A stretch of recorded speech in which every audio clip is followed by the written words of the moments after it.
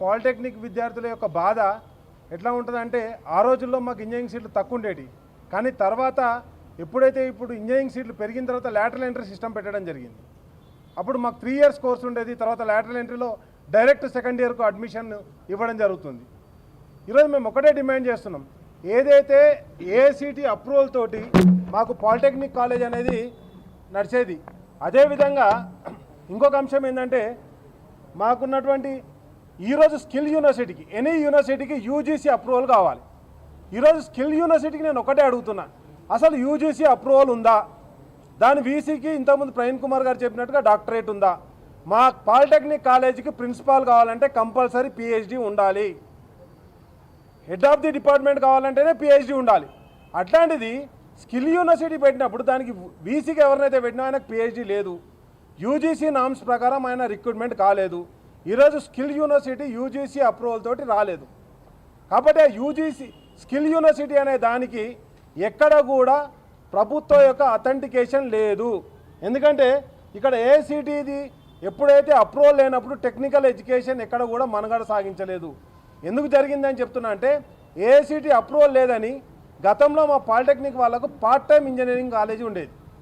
మాకు ఈసెట్ రాసిన తర్వాత ప్రైవేట్ కాలేజీలను మా డైరెక్ట్ 3 years కోర్స్ ఉండేది. గవర్నమెంట్ కాలేజీలలో ఆ రోజు ఎన్ఐటి అంటే ఈరోజు ఎన్ఐటిగా ఉన్న దాంట్లో ఆర్ఈసీ ఆ రోజు స్టేట్ యూనివర్సిటీ కింద ఉన్నప్పుడు దాంట్లో మాకు పార్ట్ టైం కాలేజ్ అని సాయంత్రం ఈవినింగ్ కాలేజీలు రన్ చేసేవాళ్ళు. కానీ ఈరోజు ఎప్పుడైతే ఏఐసిటి అప్రూవల్ లేనప్పుడు మీరు పెడుతున్నటువంటి స్కిల్ యూనివర్సిటీకి యూజీసీ అప్రూవల్ లేదు, ఏఐసిటి అప్రూవల్ లేదు, ఏ అప్రూవల్ లేదు. మేము చదువుకొని ఏం కావాలి? అండ్ నెక్స్ట్ వచ్చేసి మీకు తెలియని విషయం ఏంటంటే ఏదన్నా అంటే జాబ్ రిక్రూట్మెంట్ అని చెప్పి సర్టిఫికేట్లు పంచి అయినా మన సర్వేర్లో చూసినాం, నిన్ననే హరీష్ రావు గారి ఆధ్వర్యంలో సర్వేర్ల బాధ చూసినాం. ఇంకొకటి ఈరోజు మీరు ఏదైతే పెడుతుర్రో సబ్ ఇంజనీర్లు ఎలక్ట్రిసిటీ డిపార్ట్మెంట్లో డిప్లొమా హోల్డర్లు ఎలిజిబుల్ ఉంటారు. అదేవిధంగా ఏఈస్, నేను ఏడబ్ల్యూగా గవర్నమెంట్ సర్వీస్ చేశాను. ఏడబ్ల్యూ కావాలంటే ఇంజనీరింగ్ కావాలి, కానీ ఏఈ కావాలంటే దానికి డిప్లొమా కావాలి. డిప్లొమా వాళ్ళే టెక్నీషియన్లుగా అదేవిధంగా ఏఈలుగా సబ్ ఇంజనీర్లుగా పనిచేసి మొత్తం కూడా డిప్లొమా హోల్డర్సు. ఇప్పుడు ఎప్పుడైతే ఏఐసిటి అప్రూవల్ లేకుండా యూజీసీ అప్రూవల్ లేకుండా యూనివర్సిటీ పెట్టినప్పుడు ఆ సర్టిఫికేట్ దేనికి పనికిరాదు, ఆ సర్టిఫికేట్ చెల్లదు. ఆ చెల్లదన్న విషయం ఇక్కడ ఎవరైతే అధికారులు ఉన్నారో ఐఏఎస్ల ట్యాగ్ పెట్టుకోగానే సరిపోదు. ఫీజు రియంబర్స్మెంట్ ఎట్లా కొట్టాలి, మొత్తం పాలిటెక్నిక్ కాలేజీల జీవితాలు ఎట్లా నాశనం చేయాలని మాట్లాడే ఐఏఎస్ ఆఫీసర్లకు ఒక్కడే హెచ్చరిక చేస్తున్నాం. కేశవరావు అనేటువంటి వాళ్ళ కొడుక్కు బిడ్డకు జాగిప్పించుకోనికి ఈరోజు ఏదైతే కాంగ్రెస్ పార్టీలో పోయిన కేశవరావు, మేము ఒక్కడే చెప్తున్నాం, కేశవరావు నీకు చదువు గురించి తెలిస్తే చెప్పు, లేకపోతే ఈ దొంగ మాటలు మాట్లాడకు. ఏం మాసప్ ట్యాంకులో ఉన్న జాగా కావన్నా నీకు, లేకపోతే రామంతపూర్లో జాగాలు అమ్ముకోవన్నా? మీరు పీపీఏ మోడల్ ఇచ్చి ఎవరికి అప్పచెప్తారు? ప్రైవేట్ కంపెనీలకు ఈ జాగాలను అప్పచెప్పడానికి. మా 58 పాలిటెక్నిక్ కాలేజీల గవర్నమెంట్ భూములు వరంగల్లో నడిబొడ్డున ఉంటుంది, హైదరాబాద్లో నడిబొడ్డున ఉంటుంది మా పాలిటెక్నిక్ కాలేజ్. అదేవిధంగా ఈస్ట్ మారేడుపల్లిలో మా పాలిటెక్నిక్ కాలేజ్ ఉంటుంది. ప్రతి ఊర్లో కూడా ఉన్నటువంటి పాలిటెక్నిక్ చుట్టూ ఈరోజు ఒక నగర సమాజం ఏర్పడ్డది. అలాంటి పాలిటెక్నిక్ భూముల మీద కన్నేసిర్రు. గతంలో ప్రభుత్వ స్కూళ్ళు పనిచేస్తా అన్నాడు, ఆ స్కూళ్ళ భూముల మీద కన్నేసిర్రు. ఇది రియల్ ఎస్టేట్ ప్రభుత్వమే తప్పితే రియల్గా ప్రజల గురించో లేకపోతే విద్యార్థుల గురించో పనిచేసేది కాదు. కాబట్టి వెంటనే ఈరోజు మేము డిమాండ్ చేస్తున్నాం, మా ఈసెట్ విద్యార్థులకు అన్యాయం జరిగితే, ఎందుకంటే పాలిటెక్నిక్ ద్వారా మా భవిష్యత్తును నిర్ణయం తీసుకొని ఇక్కడికి వచ్చినాం, పాలిటెక్నిక్ ద్వారానే నేను ఈ స్థాయికి వచ్చిన. కాబట్టి ఏదైతే విద్యార్థులకు అన్యాయం జరిగితే తప్పకుండా బీఆర్ఎస్ పార్టీ తరఫున మా వర్కింగ్ ప్రెసిడెంట్ కేటీఆర్ గారి ఆధ్వర్యంలో తప్పకుండా మరో పోరాటానికి సిద్ధమవుతాం. ఈ జనతా గ్యారేజ్ నుంచి అలా పోరాటానికి కూడా సిద్ధమవుతామని చెప్పేసి హెచ్చరిక జారీ చేస్తూ ఒక్కడే చెప్తున్నా, చదువు రాని వాళ్ళందరూ కూడా జమై ఈరోజు చదువుకునే పిల్లల భవిష్యత్తును నాశనం చేస్తా అంటే మీరు దిగొచ్చేదాకా పోరాటం చేయడానికి ఈరోజు సిద్ధంగా ఉన్నాం. గతంలో పాలిటెక్నిక్ కాలేజ్ నుంచి ఎంతో విప్లవోత్తమ నాయకులు పుట్టారు. ఈరోజు మళ్ళీ ఆ విప్లవాన్ని మరొకసారి పుట్టించని చెప్పేసి వీళ్లకు విజ్ఞప్తి చేస్తూ హెచ్చరిక జారీ చేస్తున్నాం. జై తెలంగాణ, జై కేసీఆర్, జై కేటీఆర్.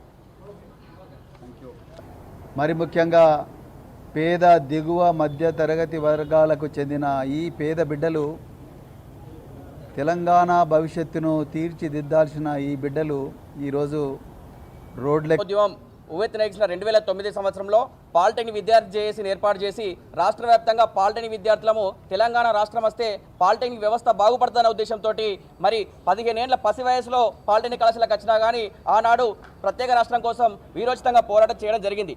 స్వరాష్ట్రం ఏర్పడిన తర్వాత మన బాపు కేసీఆర్ గారి పెద్ద మనసుతోటి పాలిటెక్నిక్ విద్యా వ్యవస్థను మనం పరిరక్షించుకోవాలి అని వారు డిప్లొమా చేసిన విద్యార్థులకు ఇంజనీరింగ్ వెళ్తే అక్కడ అప్పటి వరకు ఉమ్మడి రాష్ట్రంలో స్టేట్ ఫస్ట్ ర్యాంకర్ ఈసెట్ కూడా పూర్తి రియంబర్స్మెంట్ ఇవ్వని పరిస్థితి ఉంటుండే. మరి ఈ విషయాన్ని పాలిటెక్నిక్ పూర్వ విద్యార్థి అయినటువంటి ప్రస్తుత BRS party deputy floor leader Harish Rao sir గారి దృష్టికి తీసుకెళ్లిన సందర్భంలో మరి సిద్దిపేట ప్రభుత్వ పాలిటెక్నిక్ కళాశాలకు హరితహార కార్యక్రమం సందర్భంగా వచ్చిన సందర్భంలో కేసీఆర్ గారు మరి పాలిటెక్నిక్ విద్యార్థులకు ఇంజనీరింగ్ కళాశాలలో కూడా పూర్తి ఫీజు రియంబర్స్మెంట్ ఇచ్చే అవకాశం కోసం ఈసెట్ 1000 కట్ ఆఫ్ ర్యాంక్ అనే ఒక కొత్త విధానాన్ని ప్రవేశపెట్టి ఎంతో మంది మెరిట్ విద్యార్థులకు ఉన్నత విద్య చదువుకునే అవకాశాన్ని కల్పించినారు. అదేవిధంగా మన గౌరవ వర్కింగ్ ప్రెసిడెంట్ కేటీఆర్ సార్ గారు టాస్క్ అనే కార్యక్రమాలను పాలిటెక్నిక్ కళాశాల లోపల ప్రత్యేకంగా నిర్వహిస్తూ అనేక మంది పాలిటెక్నిక్ విద్యార్థులకు అక్కడ ఉద్యోగ ఉపాధి అవకాశాల కల్పనకు ఎంతో కృషి చేసినారు. ఈ విధంగా ఒక మంచి పద్ధతిలో జరుగుతున్నటువంటి పాలిటెక్నిక్ వ్యవస్థను మార్పు అని చెప్పేసి అధికారంలోకి వచ్చి మనుగడనే ప్రశ్నార్థకం చేసినారు ఈ రేవంత్ రెడ్డి సర్కార్. మరి ఈ రోజు 15 ఏళ్ల వయసులో ఇక్కడికి వచ్చిన పాలిటెక్నిక్ పిల్లలు మరి మా భవిష్యత్తు బాగుంటుందన్న ఉద్దేశంతో మరి ఇక్కడ మేము పూర్వ విద్యార్థులకైతేనేమి మరి ప్రస్తుత అధ్యాపక బోధనేతర సిబ్బంది అయితేనేమి పాలిటెక్నిక్ వస్తే 3 సంవత్సరాల్లో మీరు డిప్లొమాలో మరి ఉద్యోగ ఉపాధి అవకాశాలు పొందుతారు. ఉన్నత విద్యా అవకాశాలకు కూడా మీరు లాటరల్ ఎంట్రీ విధానం ద్వారా ఈసెట్ ఎంట్రన్స్ తోటి డైరెక్ట్ సెకండ్ ఇయర్ వెళ్ళడానికి అవకాశం ఉంటుంది. ఆ విధంగా కూడా మరింత ఉన్నత ఇంజనీరింగ్ విద్యను అభ్యసించడానికి అవకాశం ఉంటుందని చెప్పేసి మరి ఏదైతే 10వ తరగతి పిల్లలు ఉంటారో మేము క్షేత్రస్థాయిలో పాఠశాలల్లోకి వెళ్ళి 10వ తరగతి విద్యార్థులను చైతన్యం చేసి ఈరోజు ఏదైతే ఈ ప్రభుత్వం మొన్న గొప్పలు చెప్పుకున్నదో 95% ప్రభుత్వ ఇన్స్టిట్యూషన్స్ లోపల అడ్మిషన్లు అయినాయని చెప్పేసి గొప్పలు చెప్పుకున్నది. ఈ రోజు ఇంటర్ వ్యవస్థ చూస్తే ప్రభుత్వ కళాశాల లోపల అడ్మిషన్లు తక్కువగా ఉన్నాయి, పాఠశాలలో కూడా అడ్మిషన్లు ప్రభుత్వ వ్యవస్థలో తక్కువగా ఉన్నాయి, డిగ్రీ కళాశాలలో ప్రభుత్వ వ్యవస్థలో తక్కువ ఉన్నాయి. కానీ అత్యంత బలోపేతంగా ఉన్నటువంటి వ్యవస్థ ఏదైనా విద్యా వ్యవస్థలో ఉందా అంటే అది పాలిటెక్నిక్ విద్యా వ్యవస్థ.